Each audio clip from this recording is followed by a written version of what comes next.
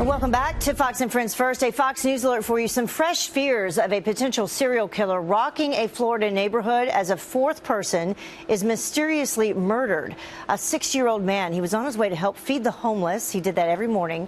He was shot and killed in broad daylight. And police now believe that his death is linked to 3 October murders that occurred in the same Tampa neighborhood. So are investigators piecing together the clues at all? I mean, what's the progress that they're making on this? Here now to weigh in on that is former homicide detective and Fox News contributor Ted Williams. Thank you very much for joining us this morning, Ted.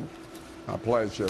So this latest murder brings the number to 4. And this happened around, 5 a.m. yesterday. The man, he normally worked construction. He was out of a job. He was volunteering at a homeless shelter there in the area, walking there when this happened.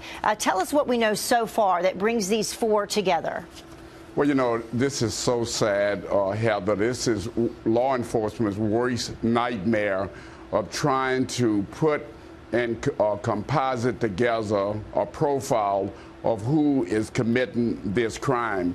And what we've so far learned is that this man yesterday morning was walking to this place that he was going to be serving food, and he was killed. Now, what we have, there was an eyewitness who saw a black male, approximately 6 feet tall, light skinned.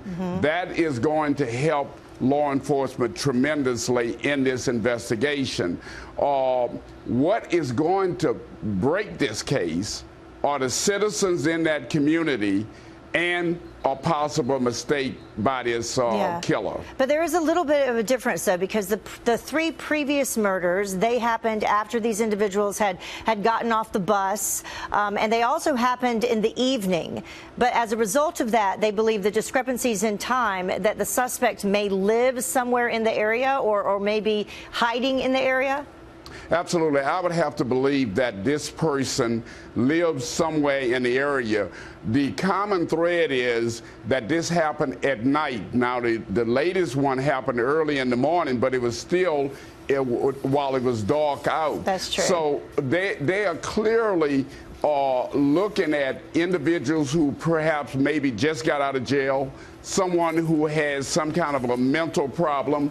But I would have to believe that law enforcement believes that he lives in the community, and he could very well be someone homeless. So they are asking for help from the community to bring this person to justice. I understand they're asking people that live in the community to check their own weapons, if they have them, any guns in their house, make sure that they are secured and they're not missing. They're also asking children who live within this specific perimeter to not go out to bus stops and to stay home. So obviously residents on alert, and you say that they may be the key in breaking this?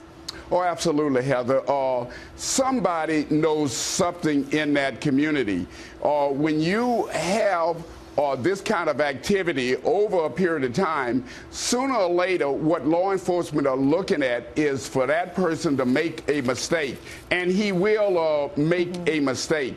And the fact about it is, now that they're looking at a light-skinned black 6 foot tall individual that somewhat fits the description of the person of interest that they've been looking at, this helps them tremendously, and they will bring this person to justice sooner or later. Yeah, I know the mayor of Tampa said this is personal. This has got to stop, certainly, before any other lives are lost. Ted, thank you so much for joining us this morning. We always appreciate your insight.